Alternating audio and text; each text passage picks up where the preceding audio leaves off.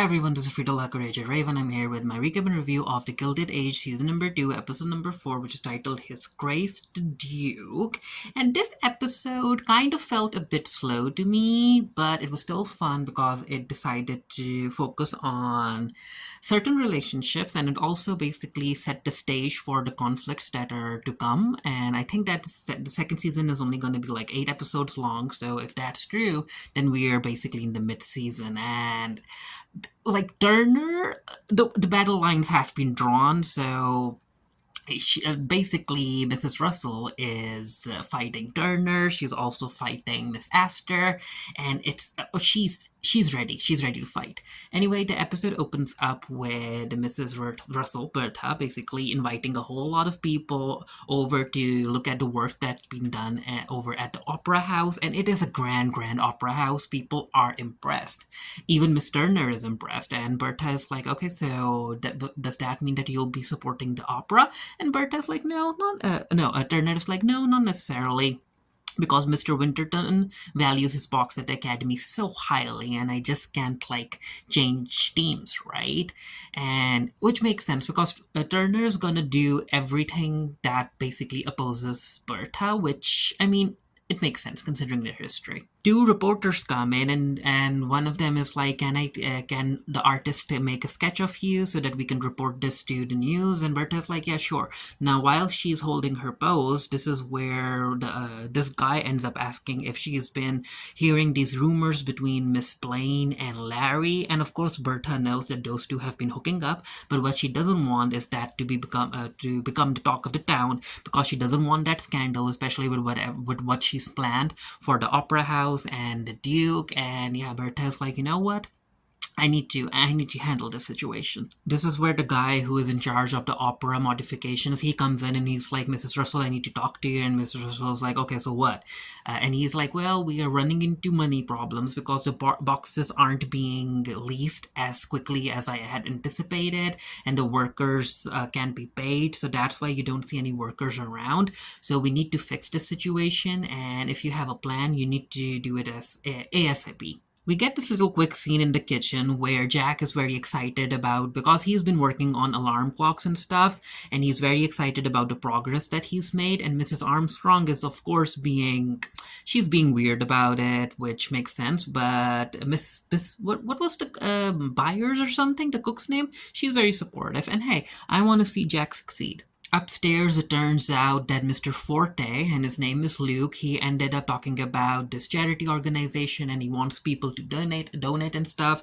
And of course, Ada is very excited, and Agnes knows. Agnes knows what's happening, but she doesn't say it. She does say it later on in the episode, but right now she's mum about it. Maud is there as well, and Maud is like, I don't know how to help with the charity stuff and everything. And Oscar's like, hey, don't worry, I'll make a donation in your name. And Oscar is really trying to flirt with Maud and marry her because she has a lot of money. Maud and Miriam talk a bit about Oscar, and Maud is like, I don't know what to make of your dear cousin. And Miriam is like, oh, well, you know what? You bring out the good in him. I haven't seen him like this with other women. And I'm like, really, Miriam? Really? You know what kind of what kind of man Oscar is?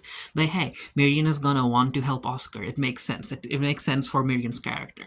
Now, while these two are talking, this is where Cousin Dershel comes in, and Cousin Dershel has to take Miriam away because of Francisca's little tea party, and because her mom's dad, Miriam, in the previous episode, Miriam agreed to be her guest at the tea party, so she didn't feel like left out because the other moms were there.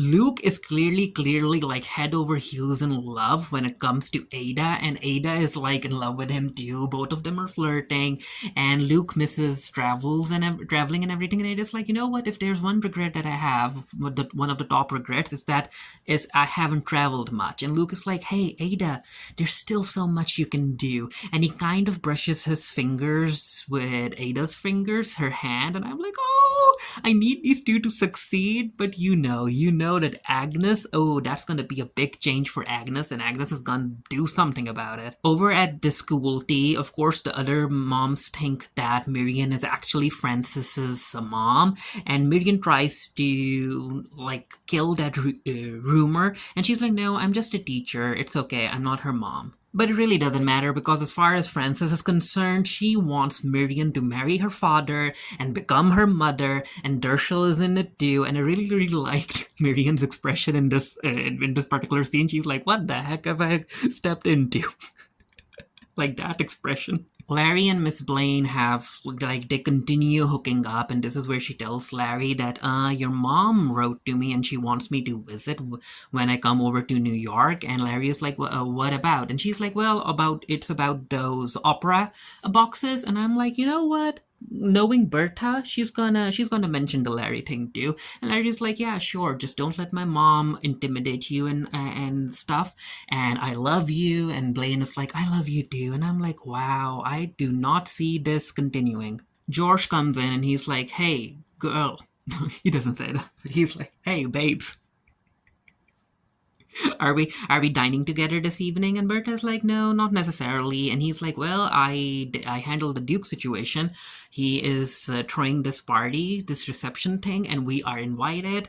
And he's also like, okay, so what the heck is worrying you? And Bertha tells him about the opera situation, about how the money has run out and stuff. And Russell's like, don't worry, I'll look into it. And then she brings up the Larry situation, and this is like, Bertha brings up a very good point. She tells George that it feels that she's the one who's doing a lot for the family. She's covering Larry's back.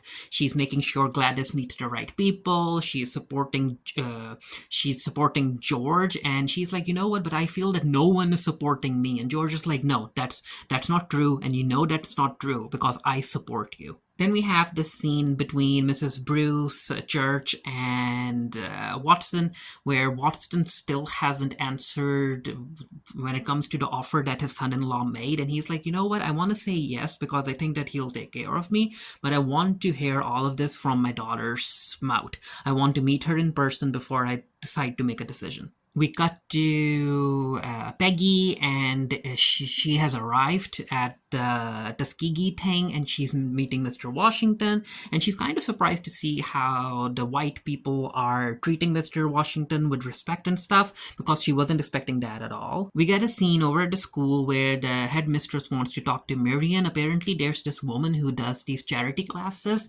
and Marian is like, okay, so you want me to help her with painting and stuff? And she's like, no, I want you to help little girls like learn life skills. I want you to help them with basic arithmetic and speaking and everything. And Miriam is very excited because Miriam likes teaching young girls. We get this scene between Luke and Ada at the park, and Luke ends up giving her flowers, and of course, like, they are like straight out flirting. They are just flirting, and I think they're about to kiss, but it starts to rain and they hurry into the carriage, and I'm like, oh, this is cute. So I'm looking forward to seeing what kind of drama Agnes is gonna create. Bertha ends up meeting Mrs. Blaine, and this is where she's like, you know what, I'm not gonna sugarcoat anything.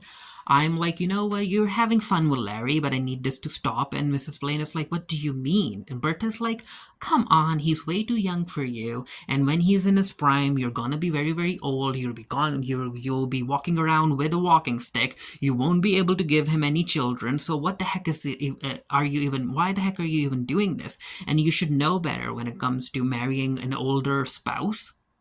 Like, you ended up marrying a very, very old man as your husband, right? So do you really want Larry to go through that?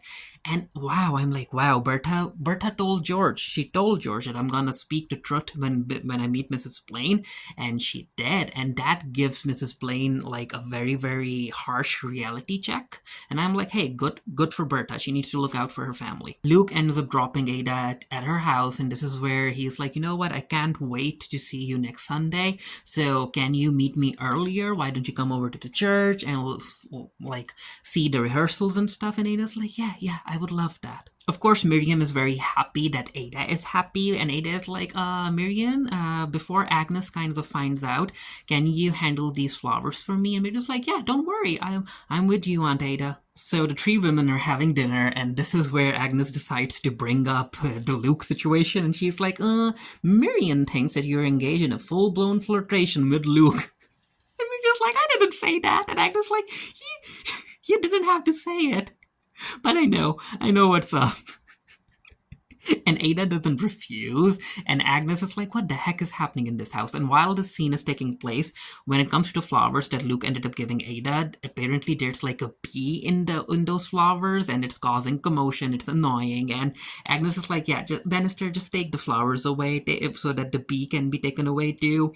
And yeah, Ada's like, you know what, Agnes, I'm gonna do what I'm gonna do, okay? You kind of don't control me, and again, Agnes isn't gonna she is gonna continue doing something, because as far as Agnes is concerned, I think that she feels that Ada is being ungrateful, considering the sacrifices that Agnes had to go through to take care of herself as well as her sister. But hey, she needs to let Ada like go in a sense when it comes to her trying to find her own happiness. But again, it's Agnes we're talking about. Let's see. I'm looking forward to the drama between these two sisters. Ooh, also while this situation is happening, the alarm clock that Jack is working on, it turns on, and it's very, very loud, and Anna's like, what the heck is that sound? Turn it off. We get a scene between Watson and his son-in-law where Watson basically is like, no, I don't care. I need to listen to the words about me leaving and everything, leaving the city and stuff. I need to hear those words from my daughter, and I'm not moving on this topic. We get this little scene where Mrs. Bruce, like, I guess she's into playing the piano, and she kind of gently plays the piano, and the chef walks in, and I think he knows that she likes concerts and stuff, and he ends up inviting her to a local concert that's happening in the park, and he's like, I would like to go with you, and Mrs. Bruce is like, yeah, I would like that too, and I'm like, oh, I ship these two. Mrs. Astor ends up inviting Mr. Winterton over to her house to talk about Turner, and she's like, you know what? When it comes to you possessing a box at the academy, I just don't think that your wife will gel well with the other women because of her past. And Mr. Winterton was like, what the heck are you talking about, Lena? And she's like, well, it's better that your wife explains her past to yourself, but I'm just gonna tell you that your box at the academy, it's no more. The board has decided to vote you off. And I'm like, ooh, that's bad. That's gonna make Turner angry. We jump over to the Duke's reception, and Mr. and Mrs. Russell end up meeting Mr. and Mrs. Winterton, and this is where George is like, yeah, the thing at the opera house, the break, it's okay, everything is handled. We will be making our announced debut date. Everything is fine. And this is where and after they've talked to Turner and her husband, this is where Bertha is like, George, what do you mean everything is fine? And George is like, yeah, it was just a banking issue. I had my people look into the accounts, and everything is fine. And Bertha is like, you didn't put your own money into it, right? And George is like, no, I didn't. And I have a feeling he might have, but let's see. Before the Duke arrives, Bertha decides to run into the dining hall, and she basically changes the name cards because she wants to sit next to the Duke. And I'm like, ooh, Bertha is smart. The Duke arrives, and Bertha is very surprised to see that Duke is actually quite young. She was picturing someone older, and I have a feeling that she's gonna present Gladys to him. But let's see. It's time for everyone to come sit for dinner, and of course, even the waiter's like, excuse me, but I think Mrs. George Russell isn't supposed to be sitting here. And George is like, nonsense. Of course, my wife is supposed to sit next to the Duke. And I think that George knows. I think that George knows what Bertha did. Turner ends up sitting with Oscar, and this is the first time Oscar ends up noticing her, and she's like, oh, it's you. And Turner's like, hey, hi. And Oscar is like, hey, girl, give me all the tea. I need to know how you ascended in society. So let's talk about it. Of course, Bertha ends up having a very, very good conversation with the Duke. She invites him over to Newport, and she's like, hey, I've got 2 children of my own who are basically close to your age. They can show you around and stuff. You don't have to stay with the Wintertons anymore because they're old.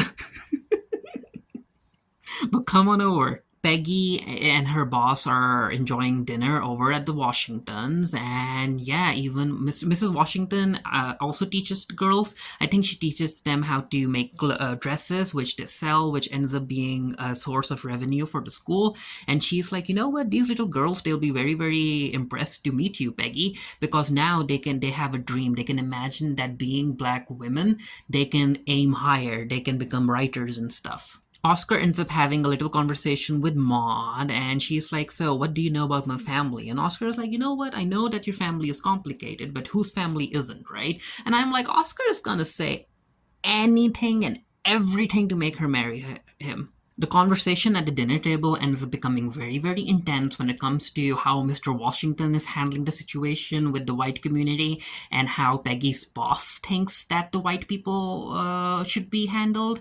And it's intense, and Peggy tries to mediate the conversation, but hey, I think that I think that something bad is gonna happen, especially when it comes to what we know about what happened at Tuskegee when it comes to the history. But hey, yeah, I think it's building towards that. But let's see what happens. Let's see what the show shows. Peggy, it's the next morning, and Peggy ends up knocking at her boss's door, and he comes and he answers the door shirtless, and I'm like, no, Peggy, no, he's a married man. Stay away, Peggy. No, don't put yourself through that. But anyway, she's like, I've got a new angle because everything we have heard about the Tuskegee School, we've heard about it from Mr. Washington, but what we know, what we need is a different angle. So why don't we go over to the school and talk to the students? So they head over to the school to talk to the students, and the students have been learning farming and woodwork and all of that stuff. And this is where Peggy gets a chance to milk a cow, and she's like, I really don't think that I should be doing it. But no, her boss is like, no, go ahead. And she's like, you know what? I'll give it a chance. And she is able to do it. Jack tries to explain about when it comes to what goes wrong with alarm clocks. Apparently, it's supposed to do with one of the pieces and the oil, and he's trying to, and the oil's slowing them down, and that's why the clock's not ringing at the time they're supposed to. So he's trying to figure out a way how to make clocks work without the oil thingy, and I'm like, go for it, Jack. Mr. Winterton ends up telling Turner about what Mrs. Astor said about the Academy box, and that they don't have any, that they don't no longer have any ownership of the Academy box, and how she brought up Mrs. Turner's past, and Turner's like, I told you about my past, that I was a companion for Mrs. George Russell, and I'm like, ooh, a companion. So Mr. Winterton doesn't know that she was actually a lady's maid, and Mr. Winterton was like, but why the heck did she even need a companion when she was married while George was still there? And Turner's like, well, that's why I quit, right? And I'm like, oh, so Mr. Winterton doesn't know the truth, which means that Bertha still has the upper hand if Bertha ends up telling Mr. Winterton the truth about Turner.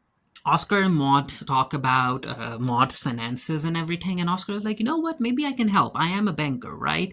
So I'll look into it. George isn't happy about the strikes at all, because in the news he's being painted as the villain of the story and everything, and he's like, I employ thousands of people, and I'm like, okay, you do, George, you do, but the working conditions and the risk that these people put their lives through, like, you need to start paying them more and stuff. And hey, strikes are valid, right? But anyway, George is like, I don't like being a villain. But yeah, apparently the workers' strike is inevitable, and it's gonna get very, very intense. Larry decides to pay Mrs. Blaine a visit, and this is where Mrs. Blaine basically just breaks up with Larry, and she's like, we had a fling, blah, blah, blah, blah. And Larry is like, is this because of my mom? And Mrs. Blaine is like, it doesn't matter, Larry. Just remember me in kind words and stuff, and you are young, you have your entire life in front of you.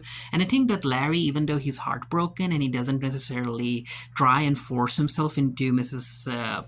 Blaine's house because he doesn't want to take no for an answer, I think he's going to try and take out his frustration at his mom. So that's going to be interesting if that happens. Over at the church, Ada is there for the rehearsals, and this is where Luke is like, one of the people who come to my sermons, they ended up giving me their box at the academy, and there's a show that's happening, and I would like you to come with me. It is a love story, but it's a tragic one, but I would like you to be my guest. And Ada is like, yeah, I would love to do that. And then something very surprising happens because I wasn't expecting Luke to like fast forward through all of this because he basically asks Ada to marry him. And I'm like, ooh, wow, wow, that's very, very fast. But then again, maybe considering their age and what they've been through, Luke doesn't want to wait because Ada is like, yes, I'll marry you. We have this little scene of Agnes just sitting there all alone at the dinner table, and I'm like, ah, I kind of feel for her. I do. Like going through such big changes at her age, it's tough. Bertha is very happy because the Duke is gonna be coming over for dinner and it's gonna be talk of the town. Everyone would want to be invited. And George is like, so Mrs. Winterton will be annoyed about it. And Bertha's like, you know what? Who the fuck cares about Mrs. Winterton anyway? And she also is like, I mean, she's basically tried to seduce, she attempted to seduce my husband. So I don't give a fuck about her and her feelings. And George is like, oh, attempted, the word attempted, so that means that I'm forgiven, Bertha. And Bertha is like, you know what, George, enjoy it. If you're forgiven, enjoy it, because if you ever keep anything from me ever again, I'm never gonna forgive you. And these two hug it out, and I'm like, ah, amazing, awesome, I love it. So they're back together. The Duke being invited by the Russells, it's a talk of the town, it's in the news, and everyone excited. Even Ada brings it up again in front of Agnes, and I was like, oh, really? Let's see if it actually happens. Turner is understandably angry, and she's like, no, first she took away our box at the academy, and now she takes away my Duke. And Winterton is like, hey, there are other Dukes, we can befriend other Dukes. And she's like, no, I found this one, he's mine, and that witch took him away from me. And yeah, Turner's gonna do something, and I'm looking forward to seeing her try and defeat Bertha, because we all know that she isn't gonna win. Let me know what you thought of the episode down in the comment section below. Did Luke's proposal to Ada take you by surprise too? What the heck is Agnes gonna say? Maybe she'll be okay with it. I don't know. If Luke decides to stay at the house, I don't know. But let's see what happens. And yeah, as far as Miriam and Dershel are concerned, when the heck is Dershel gonna propose to Miriam, huh? But yeah, anyway, let me know what you thought down in the comment section below. And until next time, stay happy, stay safe, stay blessed. See you guys later. Bye.